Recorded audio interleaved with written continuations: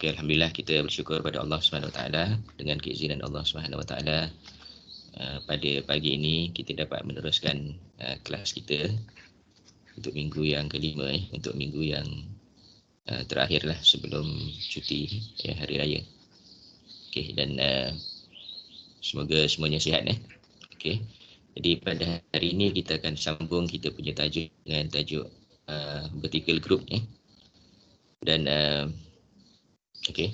Jadi sekiranya ada yang tak sihat sila maklumkanlah Macam saya sendiri masih positif COVID dan akan kuarantin sehingga 26 hari bulan. Okey. Tapi cubalah untuk mengadakan kelas juga. Cuma tak tahulah berapa lama. Boleh, saya rasa 2 jam tu tak boleh lah. Mungkin 1 jam setengah. Sebabkan kesihatan yang tidak berapa mengizinkan. Suara pun tak berapa nak keluar. Okey, jadi insyaAllah saya akan kongsikan tajuk ini, iaitu tajuk vertical group.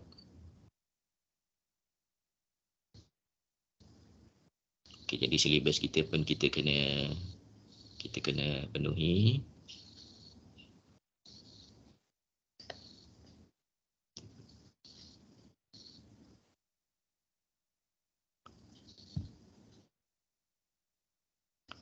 Okay, introduction to vertical group. Okay, saya harap suara saya boleh didengari. So, what is actually vertical group? Okay, from the term vertical, So, biasanya ada dua lah, satu vertical, satu horizontal. Itu kalau kita tengok keadaan, kita tengok pemandangan, biasa kita guru kita suruh kita buat satu garisan horizontal bila kita melukis gambar pemandangan horizontal yang membahagikan kertas kepada dua sama besar atas dengan bawah, itu horizontal line. Okay, so kita nampaklah horizontal line tu maknanya daripada kiri ke kanan Kemudian bila kita kata vertical ni maknanya daripada atas ke bawah, from top to bottom, that is vertical. So a vertical group arises when ataupun where a subsidiary of the parent entity holds shares in further entity such that control is achieved. Okay, maknanya vertical group is there must be a parent on the top. There must be a parent on the top, and there must be a subsidiary at the bottom. Kita tengok gambar dululah macam ni, situation 1 and situation 2. Okay, there must be one parent ataupun one holding hold shares in one subsidiary. Yang ni kita panggil fellow subsidiary. Kalau dua saja fellow, ataupun kalau ada 4-5 di bawah ni pun fellow juga. Maknanya if there is only one parent and there is only one level of subsidiary, that is fellow subsidiaries. But if there is another layer, and there is another layer below the subsidiary, another layer below the subsidiary, that is known as vertical group. Okay, same to situation number 2 here. Okay, so kita baca ayatnya dulu. The parent entity therefore controls both the subsidiary entity, and in turn the subsidiary is often referred to as sub-subsidiary entity. Jadi maknanya sekarang ni parent ada 2 subsidiary lah. Subsidiary yang pertama adalah subsidiary betul, iaitu S1 tu. S1 is the real subsidiary of H, and S2 is subsidiary of S1. Okay, subsidiary S1 and normally known as sub-subsidiary. However, it is also normal to say that S2 is the sub-subsidiary of H. So now H is having 2 subsidiaries. The first subsidiary is S1 and the second subsidiary is S2. Okay, S1 is a direct subsidiary, S2 is indirect subsidiary. Okay, so let's go further. Okay, are we going to take the percentage? Here 80% and 60%, as 80% and 60%, or the percentage will be different. Okay, the relationship between H and S1, it is very clear. The relationship here is 90% and the relationship here is 70%. But what is the relationship between H and S2? Yeah, H and S2 here. Okay, kita tengok. In situation 1, H has an effective interest of 72% in S2. Yeah, 72% interest in S2. How do we get 72%?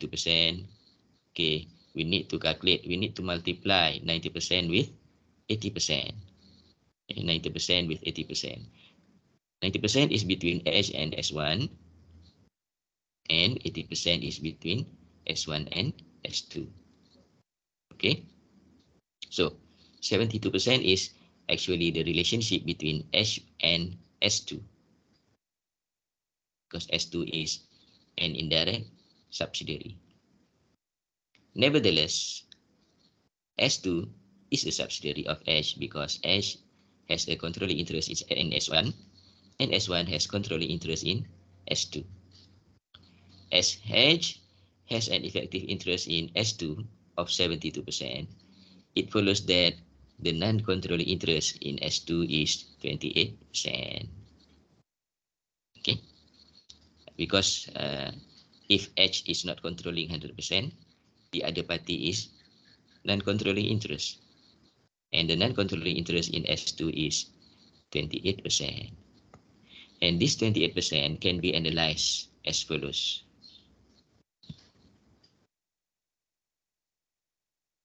Okay, owned by outside shareholders, 20%. Okay, owned by outside shareholders, 20%. What is the meaning of outside shareholders? Outside shareholders here is referring to this one, 80% held by S1 and 20% held by outside shareholders. That is the non-controlling interest lah. Okay. Kemudian yang kedua, owned by outside shareholders in H. Okay, owned by outside shareholders in H. That is 100% minus 90%. Okay, equal to 10%, right? 10% times 80%. So 10% times 80% is equal to 8%. So altogether it is 28%.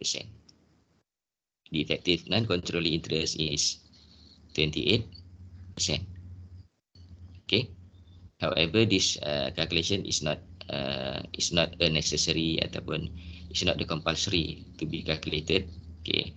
What we are going to have here is only the difference between 72 and 100 is 28%. And this is if you want to analyze. If you want to analyze, because some of us are analytical person, so we always want to know why it is 28, why it is not 20. So 28 is coming from this calculation. In situation number 2, H has an effective interest of just 42%. 42%. How do we get 42%? 42% is coming from 70%. That is the relationship between H and S1, and 60% the relationship between S1 and S2. Okay. Nevertheless, S2 is a subsidiary of H because H has a controlling interest in S1 and S1 has a controlling interest in S2. Okay. As H has an effective interest in S2 of 42%, it follows that the non-controlling interest is 58%. Don't worry here. Even though the non-controlling interest is 58%, it is right. It is not wrong. Because the most important thing is H is controlling S1 and S1 is controlling S2. Even though it is only 42%, H is still controlling. And 58% non-controlling interest can be analyzed as follows. The original percentage of non-controlling interest is 40%. 40% because S1 only controls 60%. And owned by outside shareholders. it is 30% times 60%. Okay, 30% times 60%, whereby the parent only holds 70% and 30% held by the non-controlling interest. So non-controlling interest times 60% is equal to 18%. Okay, so I leave this this note for you to further analyze. Okay, maybe in 1 or 2 minutes time explanation is not sufficient for you to really understand on how we arrive at this 28% and 58%. Okay, never mind. After this, you can read again and you can try to calculate on how we arrive at 28% as well as 58% here. Okay. Next is about group reserve.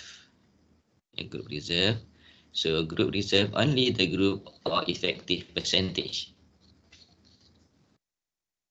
of each of the reserve of the subsidiary are included within group reserve. Often the only reserve will be retained earnings, but there could be others such as revaluation reserve. And then we are going to know about date of acquisition also. When is the date of acquisition? Because now we are studying about two-layer subsidiary. So we want to know when S1 become the subsidiary, when S2 become the subsidiary. It is very simple to know when S1 becomes subsidiary, but not that simple to know when S2 become subsidiary. Okay. So the date of acquisition of each subsidiary is the date on which H gains control. So the most important thing is when H gains control over that subsidiary. If S1 already held S2 when H acquired S1, treat S1 and S2 as being acquired on the same day. That is the day S1 is acquired. Consider the following situation to determine whether when the subsidiary company S2 become member of the group. Okay, situation 1, H acquired control of S1 on 1st January 24. Subsequently acquired control in S2, okay, on 1st July 2006. In this situation, S1,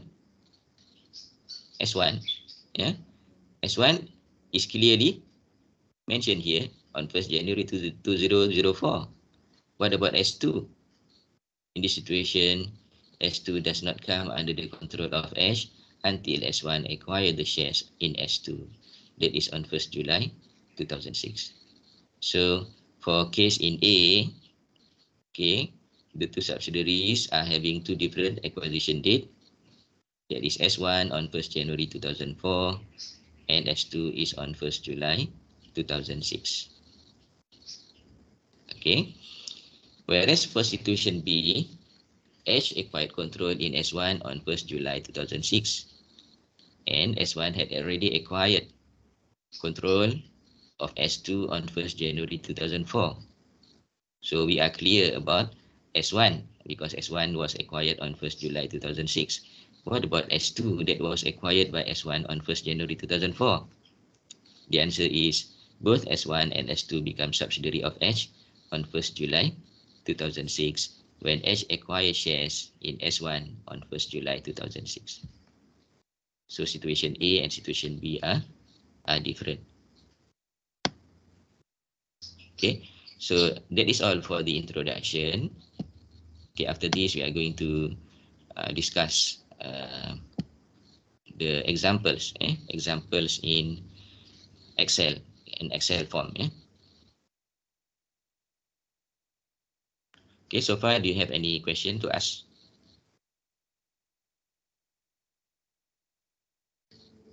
So far, no, Prof. Okay, if no, then I will share with you the Excel file.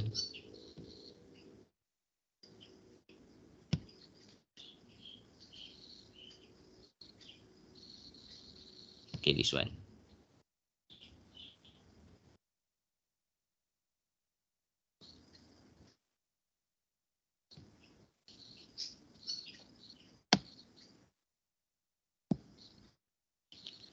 So this example is basically based on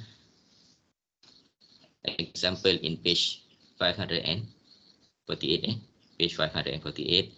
So for those who have the book, you can refer to that page 548. Okay, sekejap ya, saya ambil buku.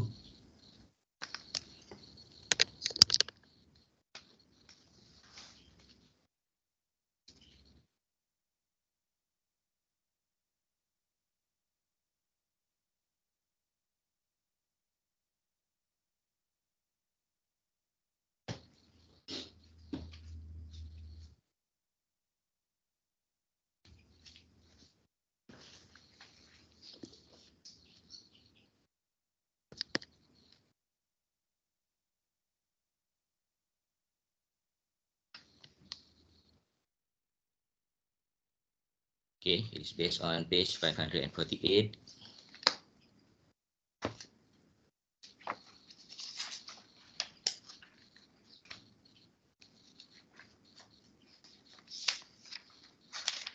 In chapter 15.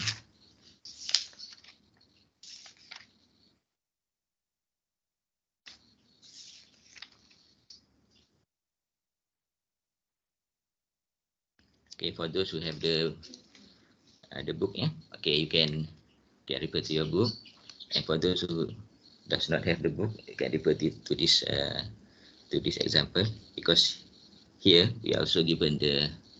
Do we have the question here in this Excel file?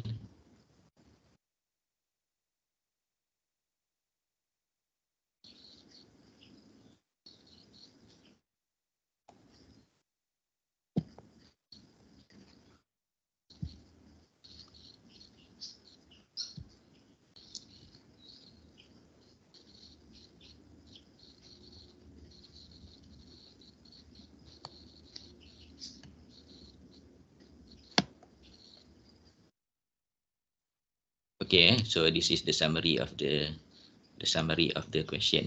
Okay, so we can refer to this example, and you can also refer to the book. Yeah.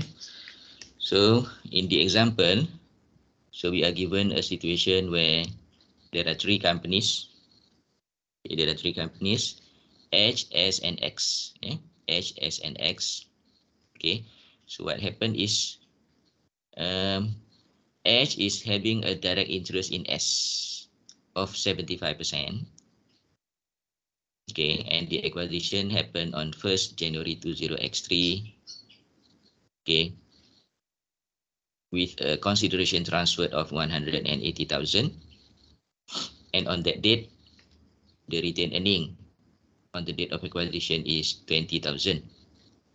Okay, whereas S acquired X, S acquired X with a percentage of 80% on 1st January 20X8 with a consideration transferred of 100,000, and at that time the retained earning on the date of acquisition is 40,000. Okay, since we are preparing the consolidated financial statement for H, okay, so we have to calculate what is the percentage between H and X.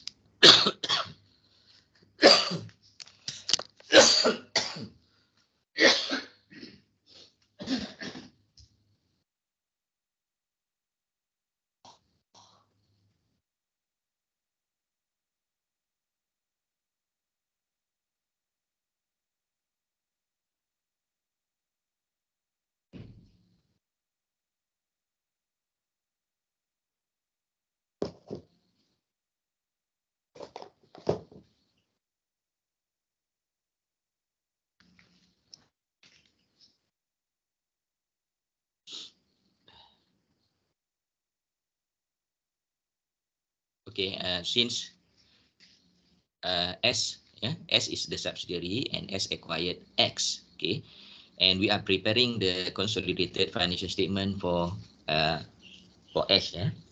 H. Yeah? So we need to know what is the percentage between H and X. Yeah, between H and X. Okay. So what is the percentage between H and X? Okay. The percentage is basically 75% times 80%. That is equals to 60%. Okay, so the effective percentage between H and X is 60%, and percentage between H and S is 75%. So we have two non-controlling interests here. The first non-controlling interest of S1 ataupun S is 25%, and H and the relationship between H and X, the non-controlling interest is 40%. Okay, so I will stop here. Do you understand this one? Okay, about how to calculate the percentage kat sini, because this is very important. If you have understood, then I will go further. Do you understand? Yes, Prof. Yes. Prof. Okay. Okay, very good. So if you have understood, then I will go further. Okay, let's look at the statement of financial position given here. Okay, the statement of financial position as at 31st December 2008. Okay, we have here ordinary share of the three companies. Okay, H, S, and X. Then retained profit brought down of the three companies, and also profit after tax for the current year of the three companies. Okay, so when we total them, it is total equity of 600,000, 280,000, and 160,000. Okay, then under the asset side of the statement of financial position, we have investment in S, 180,000 here, and for the first time we can see investment in subsidiary by the subsidiary. Yeah, so biasanya kalau kita ada dua pun, kita punya investment di sini lah, dekat H ni. Tapi kali ini the investment dalam S pula. So it means, okay, this statement of financial position show that S, yeah, has invested, okay, invested money in acquiring shares of X, okay, 100,000. So I will put here blue color. Okay, 100,000 there. Tapi gelap sangat nampak ni.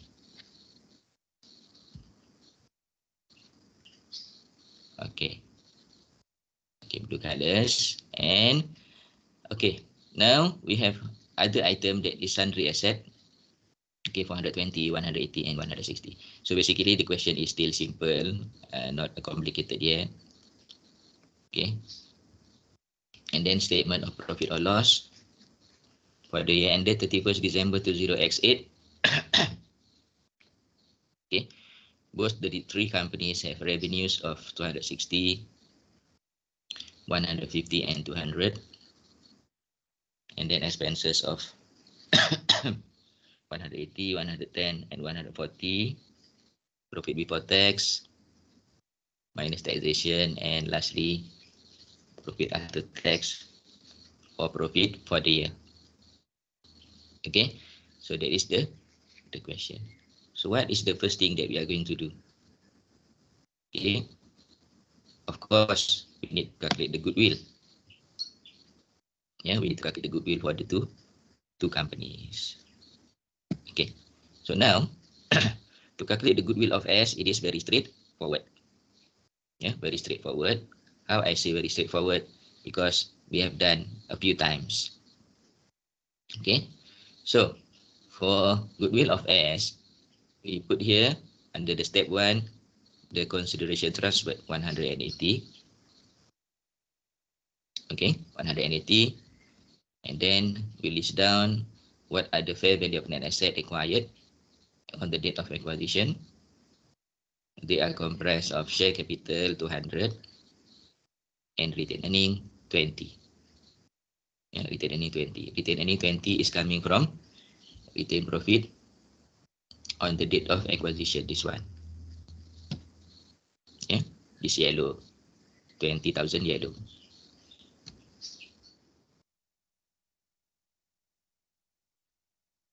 So altogether it is 220. From this 220, we calculate our non-controlling interest, 25%. So 25% of 220 is 55. 180 plus 55 equal to 235. Compared to 220 equal to 15. So the goodwill for S is 15. I believe that everybody has no problem with this calculation of goodwill for S. What about X? Okay, X is an indirect subsidiary. Okay, S is an indirect subsidiary. Yeah? X.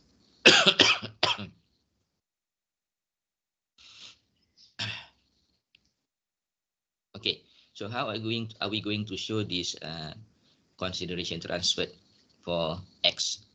Okay, just now S has paid 100,000 to acquire shares in X. So how are we going to put this in calculation of goodwill? We can put it this way. Okay, consideration transferred. You put here 100. Yeah, consideration transferred here we put 100. However, we put another one. Okay, non-controlling interest share. And non-controlling interest share of the consideration transferred just now. That is 25%. Yeah, non-controlling interest share of the investment in X, that is 25%, but we put in minus. So 100 here is the original amount minus 25%. Okay, minus 25%. So this is if we want to put one figure, yeah. If we want to put one figure, the figure could be the figure will be 75. Yeah, the figure will be 75. You can put here 75 straight away, but you can also put here 100 and minus 25. Okay, so I believe that it is easier to put 100 minus 25 rather than to put 75. But you can always put 75 also. Okay, so there are two methods lah. Two methods if you want to show. Sama ada you tunjukkan terus 75 ataupun 100 minus 25. Okay, because this 25 nanti kita akan guna juga. Tapi ini bukan NCI yang seperti NCIS ni. Untuk NCI yang itu adalah yang second NCI here. Second NCI here. Okay, so second NCI we can only calculate after we calculate the fair value of net asset acquired. So kita teruskan dengan fair value of net asset acquired. Fair value of net asset acquired of X is comprised of share capital 100 and retained earning 40. Altogether 140 times 40% equal to 56. Okay, so 100 minus 25 plus 56 equal to 131.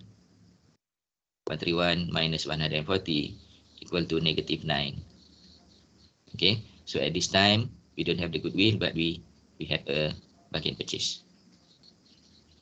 We have a bargain purchase. Okay, so are you following the calculation of goodwill for X? Goodwill ataupun bargain purchase ni, can you follow? Especially this one. So I leave it to you. If you want to put there 75 straight away, I can accept. If you want to follow this 100 minus 25 also, I can accept. Okay, because basically whatever investment made by S, whatever investment made by S, H only has 75% share. Apa saja yang dibuat oleh S, H hanya mempunyai bahagian sebanyak 75%. Manakala 25% lagi dimiliki oleh non-controlling interest of H. Begitu, non-controlling interest. Jadi maknanya apa-apa saja. Jadi kalau dia melabur sebanyak 100,000, maknanya hanya 75% saja dikuasai oleh H, manakala 25% lagi dikuasai oleh NCI. Apa saja yang dibuat. Okay. So do you have any question here?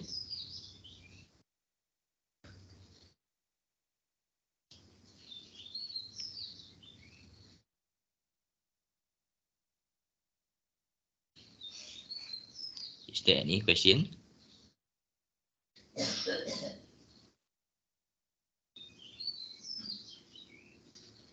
Okay. No, sir. Okay, Alhamdulillah. So kita tengok kat sini kalau kita nak tengok dia punya consolidation journal entries. Okay ya. So consolidation journal entries ni kadang saya tunjuk, kadang saya tak tunjuk. Tapi consolidation journal entries in reality is exist. Okay. So what we are going to do, okay, this one is for the first company. First company, that is S. Okay. Debit share capital 200. Debit retained earning 20. Debit goodwill 15. Credit investment in S 180. Dan controlling interest is 55. Okay. Whereas for investment in X, share capital, debit 100, return earning 40, and then bargain purchase, credit 9, and then investment in X 75, and then controlling interest is 56. Okay. And then here for the second company, we have additional journal entries whereby you can see from here debit NCI 25, credit investment in X 25. Kan? Kita tahu investment in X tadi nilai dia 100,000. Tapi kita cuma kredit kat sini 75. Jadi ada baki lagi 25, kita kredit di sini lah, ya. So debit NCI, credit investment in X. Okay. Okay, next we are going to analyze the financial statement.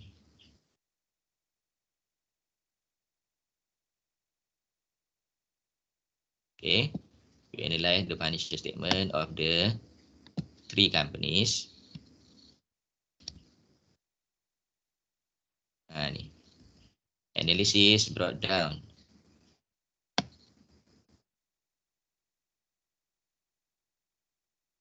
Okay. Analysis brought down.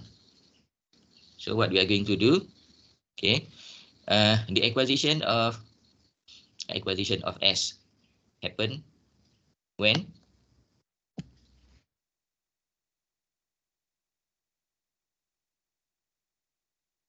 First January 20x3.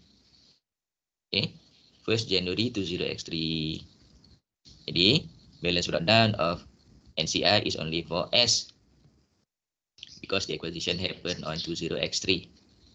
So the first item is NCI on the date of acquisition, that is 55. And then we analyze the retained profit of S brought down.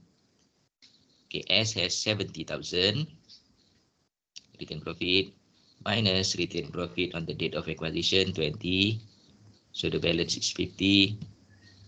Okay, based on 75, 25, the group retained earning is 37.5 and non-controlling interest is 12.5.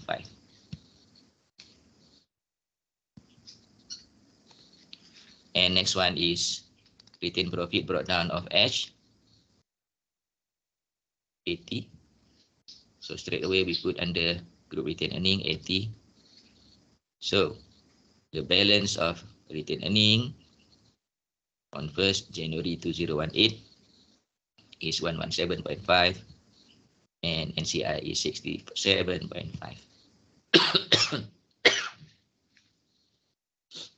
Okay. Why there is no NCI for X here?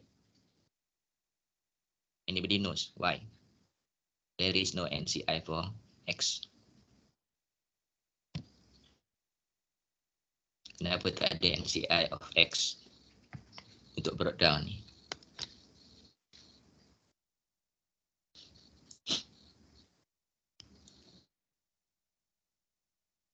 Sebab apa tak ada? Sebab dia dikira subsidiary ke? Bukan.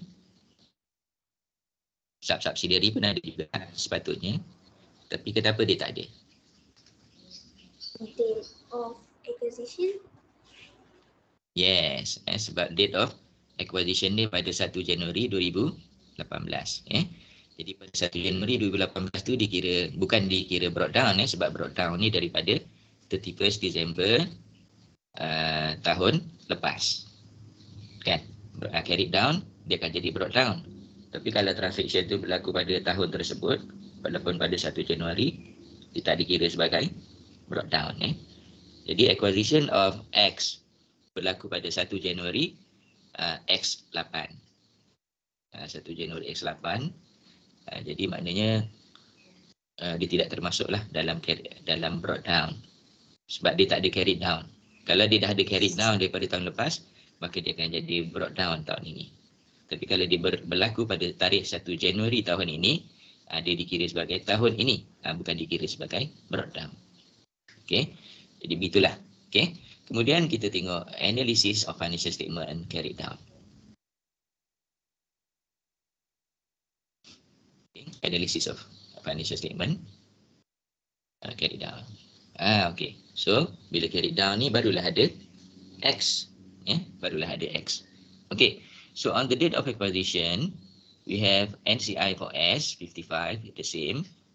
And we have also on the date of acquisition of X, 56. At the same time, we have NCI interest in X.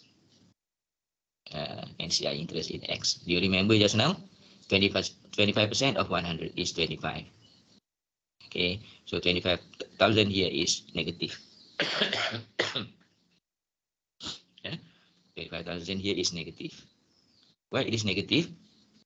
Because the nature of investment, investment is debit item.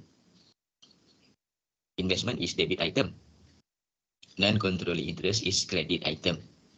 So we can never add a debit item and credit item together.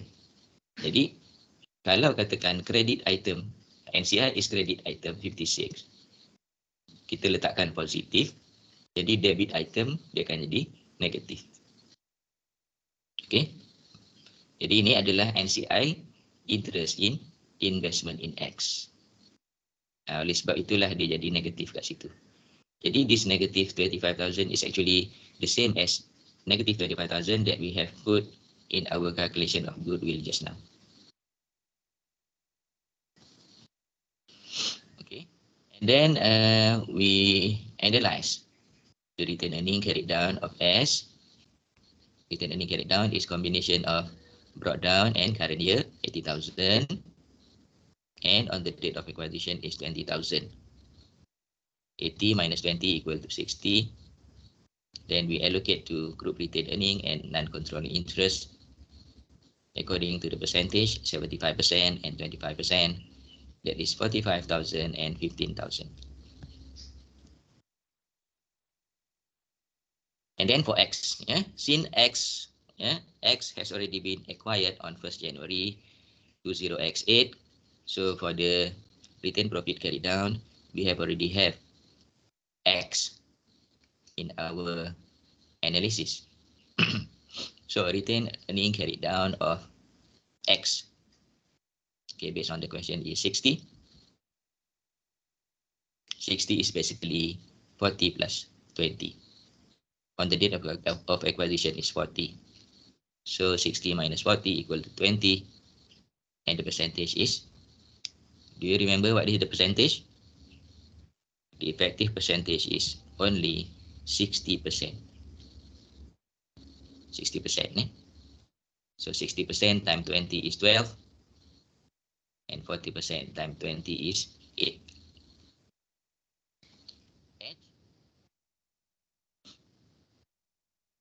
Retained profit brought down 80 plus current year 20. And then plus bargain purchase 9. So it is equal to 109. Okay. Jadi mungkin awak tanya kenapa kita tak letakkan terus retained profit carry down. Boleh saja nak letakkan retained profit carry down 100. Okay. We find the total. Total of group retained earning is 166 and NCI is 109. It increased a bit from the opening balance. Opening balance tadi 117.5 and 67.5. Sekarang ni 166 and 109. Okay, what is next? Next is to look at the statement of profit or loss and other comprehensive income di sebelah. Okay, so for this one there is no adjustment in revenue. Straight away we can put the revenue as revenue of the parent, H plus S plus X. Expenses also H plus S plus X. And then we arrive at profit before tax ataupun operating profit, and then plus bagian purchase 9,000. Kita dapatlah profit before tax minus taxation. Taxation is combination of the three companies. Dan kita dapat profit after tax of 59. And 59 here is not belong to the group only. Yeah, it belongs to NCI partly. Jadi NCI kita kena calculate lah sebab dia ada share juga dalam profit ni. Sebab we have two subsidiary just now. Okay, we have S and we have X1. We have X. So we have to calculate the portion of non-controlling interest from the profit of S and also X.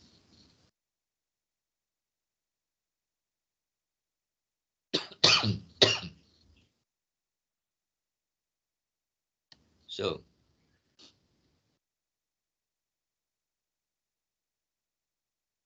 profit after tax of S. Yeah, profit after tax of S for the year is 10 times 25% is equal to 2.5. Yeah, 2.5. Whereas profit after tax of X is 20 times 40% is equal to 8. So 22.5 plus 8 is equal to 10.5. So 10.5 is the total of profit. Okay, that is attributable to the non-controlling interest for this year. So we have to minus that amount from 59, yeah, 59,000 just now. 59 minus 10.5 equal to 48.5. 48.5 belongs to parent.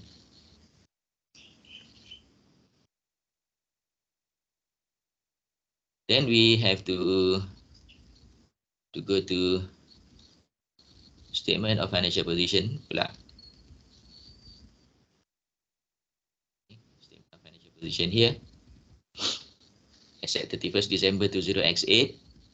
So we have sundry asset. Just combine the three together. And we have goodwill 15. Investment has been eliminated. Okay. Total asset is 775. And ordinary share is ordinary share of the parent only 500. Retained earning and non-controlled interest is as per calculation in analysis of financial statement here, 166 and 109. Okay. And lastly,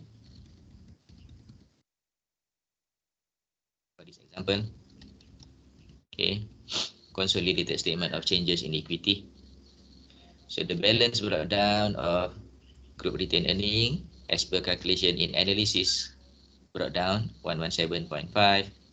For group retained earning and non-controlling interest is 67.5.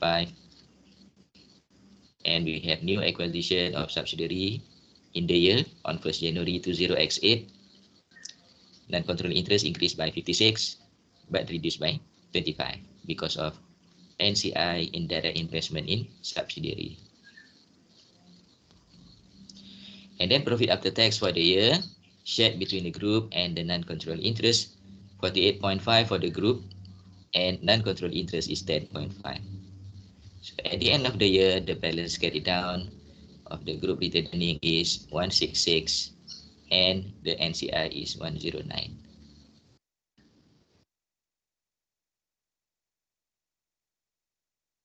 Okay. Okay, class, any question?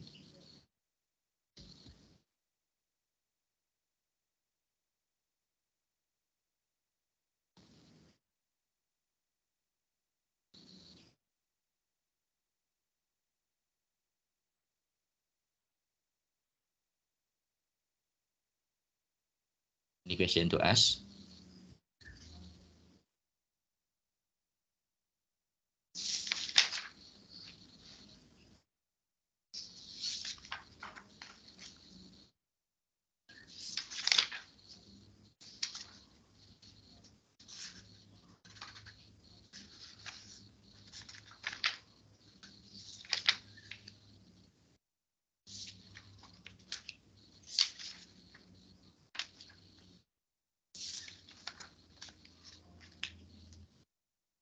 Sir, Ya. Yeah.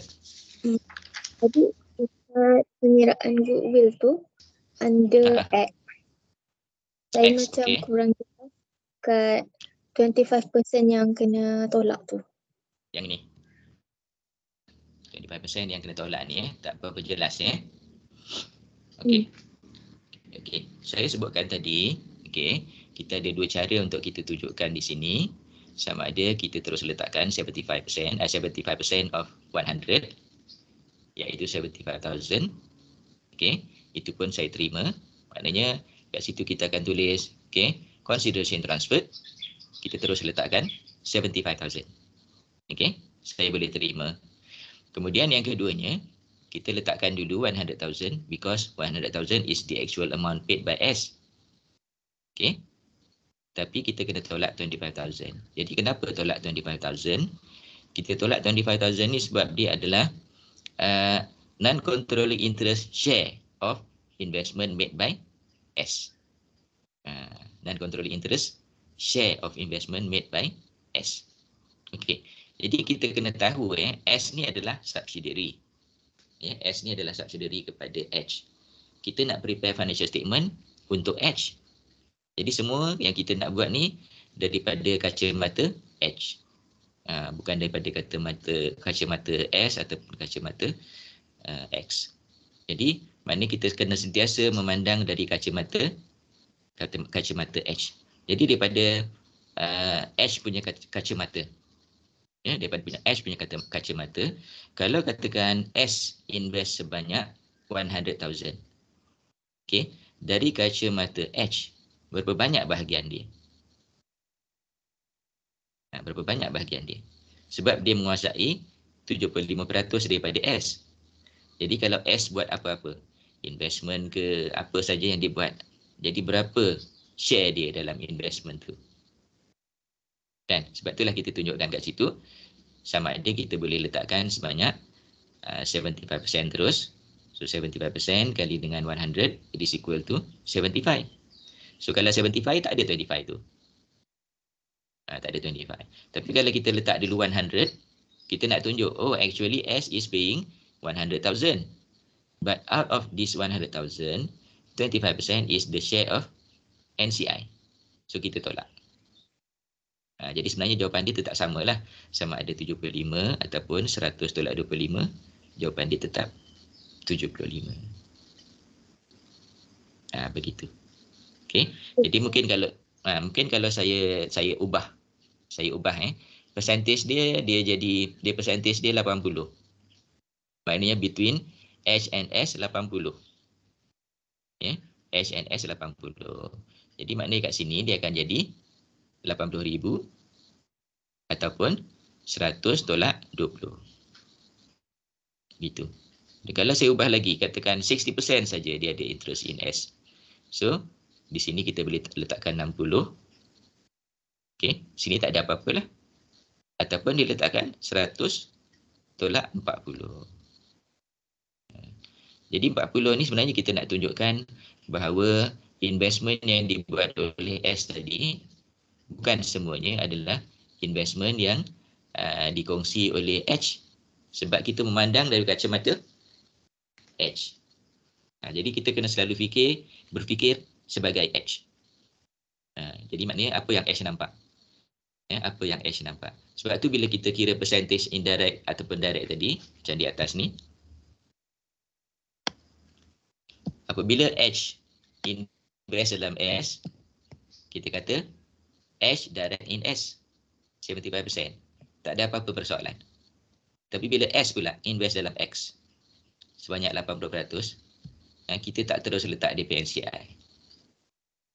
kita tak terus letak NCI dia. Sebaliknya kita kena kira dulu hubungan di antara H dengan X. Ya. So kita dapatkan kat sini hubungan dia relationship between H and X. Dikira sebagai indirect interest. Ya. So how much is indirect interest? The indirect interest is 75% times 80% equal to 60%. Jadi barulah kita dapat NCI dia. Ya, barulah kita dapat NCI dia. Jadi kalau ikutkan NCI yang asal hanyalah 20 saja. Ya, NCI yang asal 20 saja, tetapi ada NCI tambahan. Okey. Jadi mungkin saya boleh tunjukkan kat sini ya, NCI ni macam mana dapat 40. NCI NCI of X. Ya. Jadi NCI yang kita panggil tadi outsiders ataupun direct sebanyak 20. Okey, direct sebanyak 20. Yang indirect tu. Macam mana kita dapat indirect?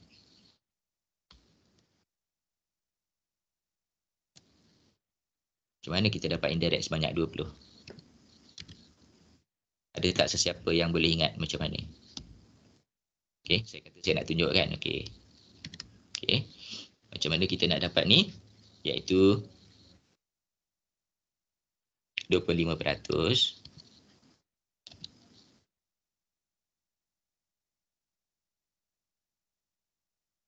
kali 80.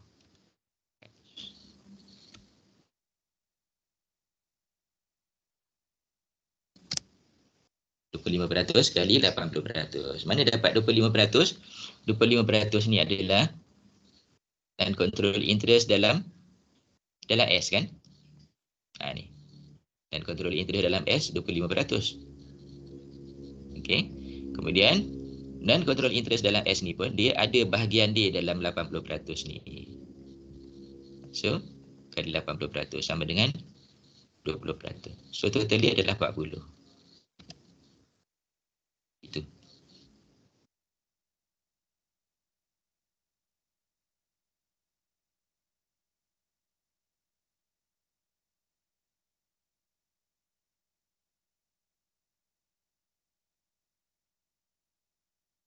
Okey, semua?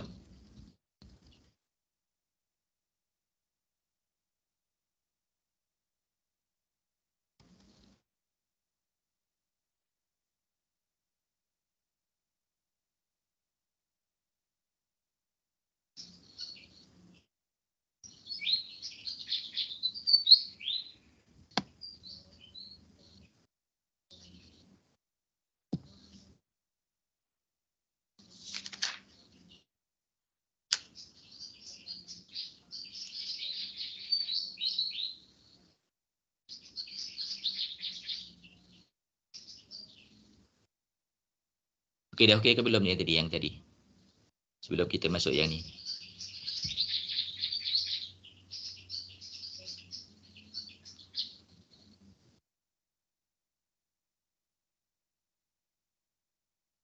Kalau dah okey, saya masuk kepada yang kedua pula ya. Vertical SOPL. So vertical SOPL ni maknanya SOPL saja.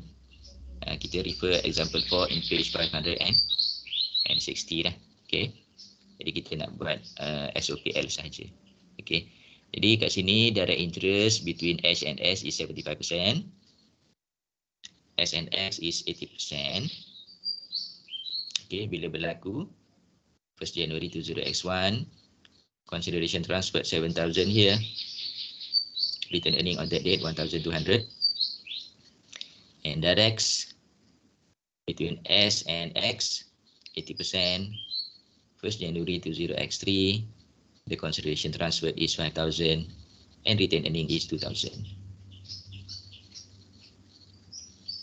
Okay. Jadi sekarang ni kita nak tahu between H and X. Ya, between H and X berapa persen? Jadi H and X is 60%. Jadi kita dapat 60%, 75 times 80%. So NCI kita adalah 40%.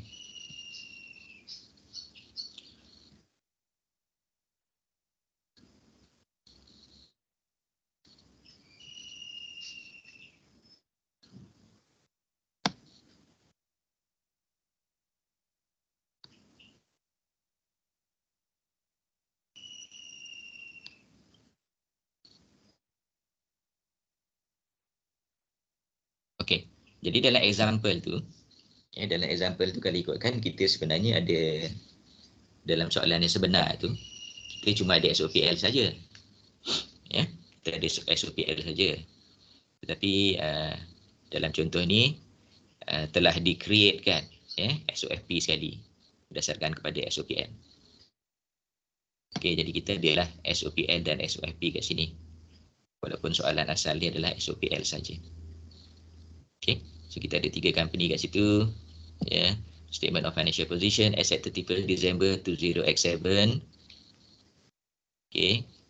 Soalan dia pun tak complicated macam tadi juga, Ordinary share, retain profit breakdown, retain profit for the year. Okey, kemudian investment in S, investment in X.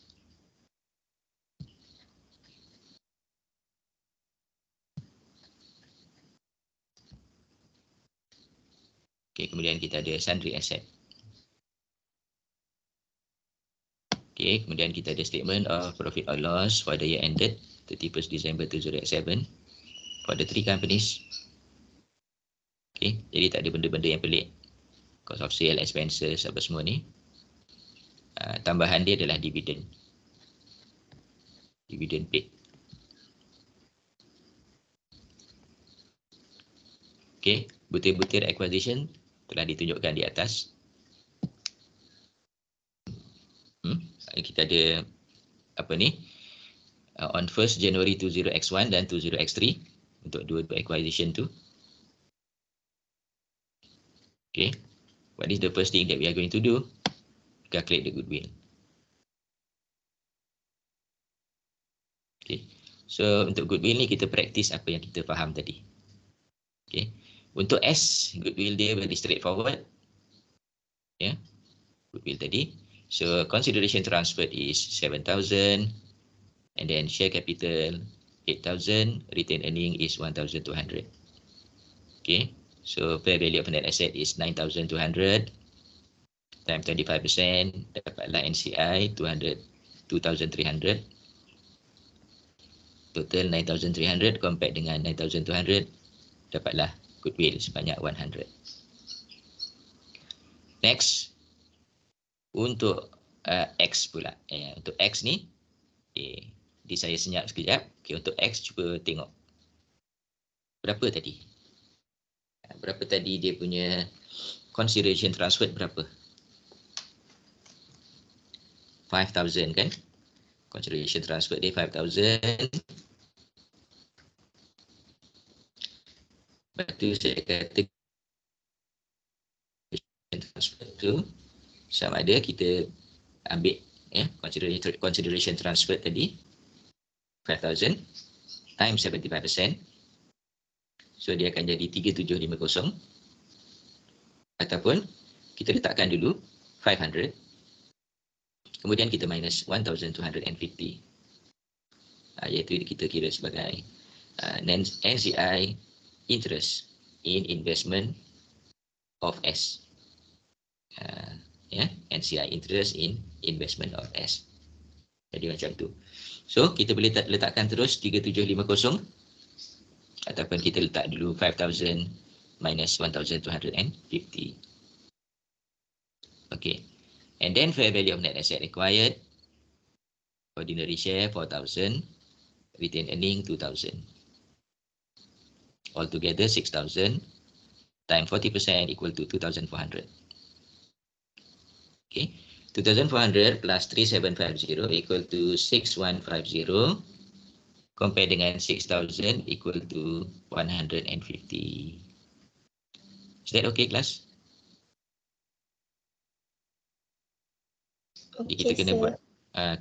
Mungkin kena buatlah 2 kali, 3 kali, 4 kali baru kita dapat rasai kemahiran tu. Yeah. That's why attending the class is important lah actually. Jadi congratulations dah siapa yang datang kelas tu. Sebab kalau tidak nanti bila katalah tak datang kelas, lepas tu kita tengok video saja, dia tak nampak sangat. Tapi kalau siapa datang kelas, lepas tu tengok video, jadi sebenarnya you dah tengok 4 kali. Maknanya dalam kelas kita ada buat 2 example Lepas tu bila you buka balik video, you tengok 2 example. So 4 kali. Jadi kalau katakan you cuma tengok, you cuma attend kelas ni, you nampak 2 kali. Kalau siapa yang tengok video saja pun 2 kali. Jadi kalau yang tak hadir tapi tengok video saja pun mungkin dia dapat tapi mungkin tak sama banyaklah dengan yang attend dan juga watch video. Ya. Okey. Seterusnya kita tengok analisis.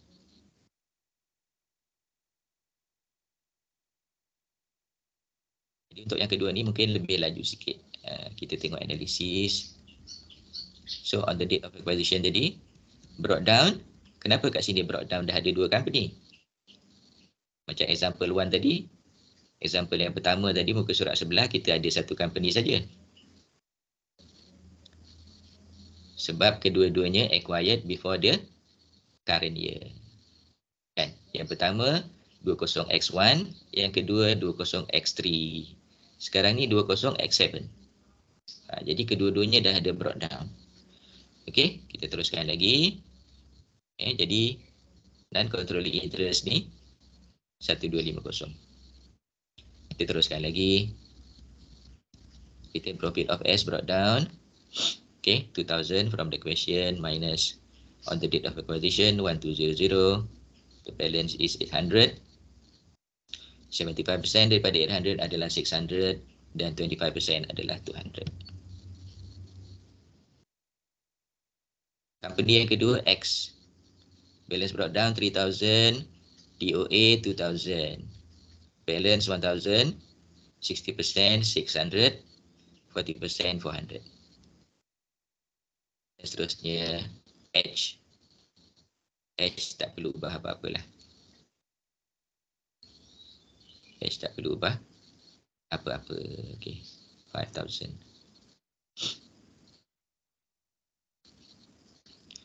Analysis carried down.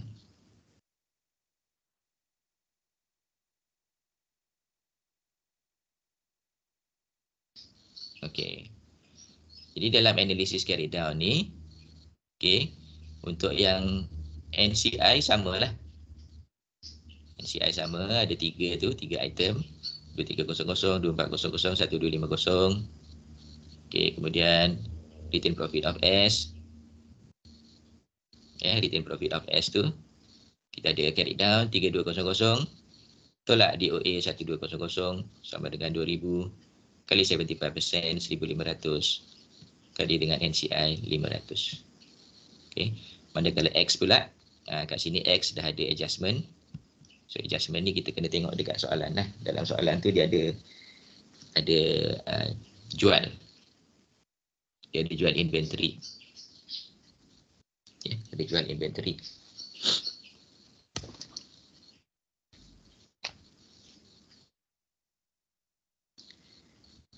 Okay, kalau ikut dalam soalan dalam buku tu, during year X7, H sold to S. Inventories costing 150,000 for 200,000 and 1/2 of the inventory remain unsold. X pula sold inventory 200,000 for 400 to S. Jadi H jual kepada S. X pun jual kepada S. Jadi dekat situ dia menghasilkan unrealized profit lah on disposal of inventory. Okay. Jadi untuk X ni dia ada jual inventory kepada S. Okay, kita tengok dulu segini. Carry down 4300, DOA 2000. Okay, URP dia berapa banyak URP? URP dia adalah dia jual sebanyak 200,000 dengan harga 400,000. 2 kali ganda. Kemudian separuh daripadanya belum terjual. Jadi maknanya kita dapatlah 200,000 kali 50%. Itulah keuntungan dia yang daripada goods yang belum terjual. So unrealized profit on inventory sebanyak 100. So 2200 times 60% times 40% here. Next, retained profit brought down of H. 5,000 plus current year profit plus minus unrealized profit on inventory. So So dia pun ada unrealized profit juga. H sold to S. Cost dia 150,000. Jual pada harga 200,000. Kemudian separuh daripadanya belum terjual. Jadi keuntungan 50,000 kali dengan 50% sama dengan 25,000. Dan last kali ada dividend paid tu sebanyak 800. So totalnya 6975. Kita totalkan group retained earning at the end of the year 9795, NCI 4830.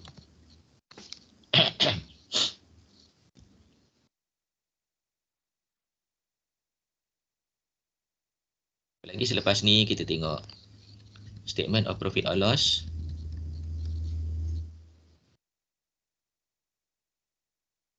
Ini dia. Statement of profit or loss, combination of the three companies. Okay, 9,000, 5,000, 4,000. Tolak dengan intercompany sale 200, 400. Cost of sale 3,000, 2,000, 1,500. Tolak dengan intercompany purchase 200, 400. Add back the unrealized profit 25 and 100. So kita dapatlah kita punya cost of sale 6025. And then expenses. Expenses kita campur saja 3 company. Taxation kita campur saja 3 company dan akhirnya kita dapat profit after tax.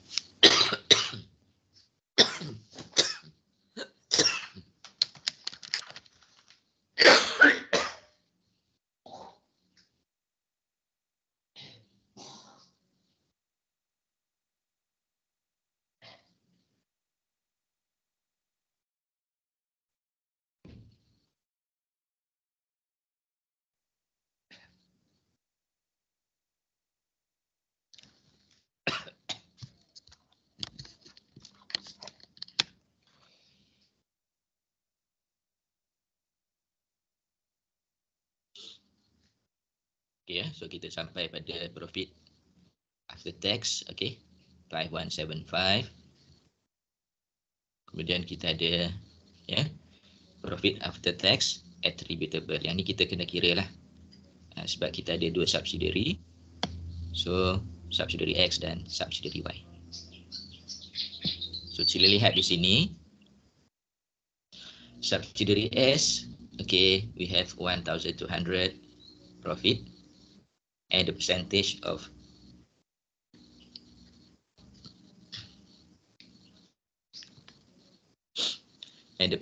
non-controlling interest is 25%.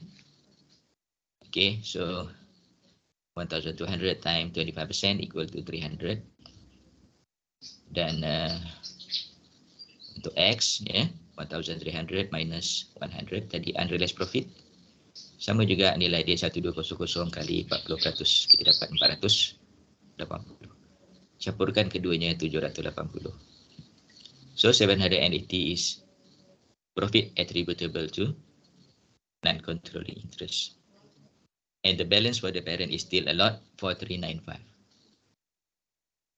Next. Okay, boleh saja kita tengok consolidated statement of changes in equity dulu for the year ended 31st December 2007.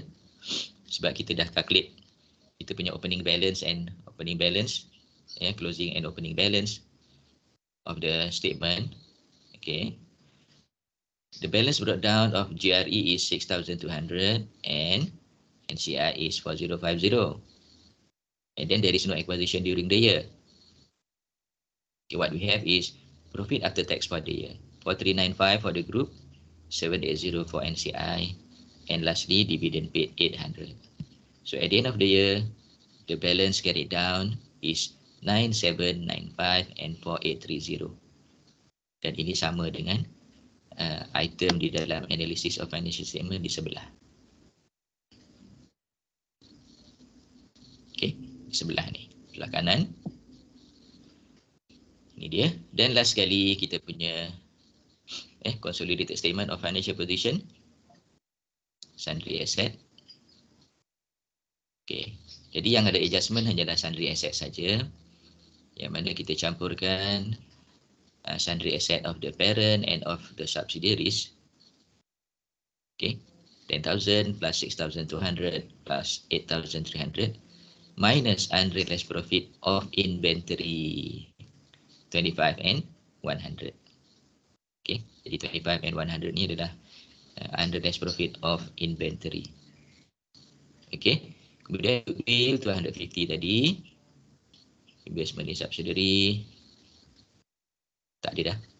Ordinary share 10,000, return profit dan non-control interest daripada sebelah.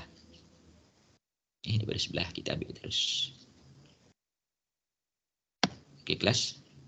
Jadi macam soalan yang kedua ni, walaupun ada tambahan unrealized profit, tetapi dia lebih laju sikit lah daripada soalan yang tadi. Okay, kelas, ada apa-apa soalan?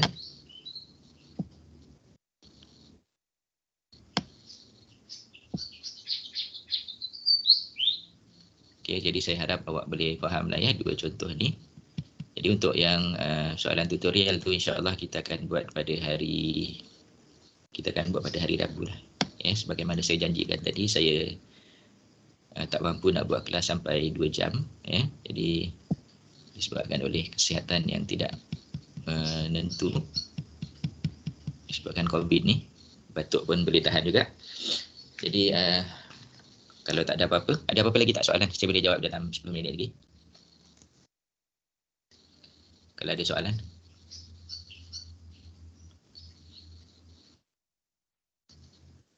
Ada? Untuk example yang ni ada tak?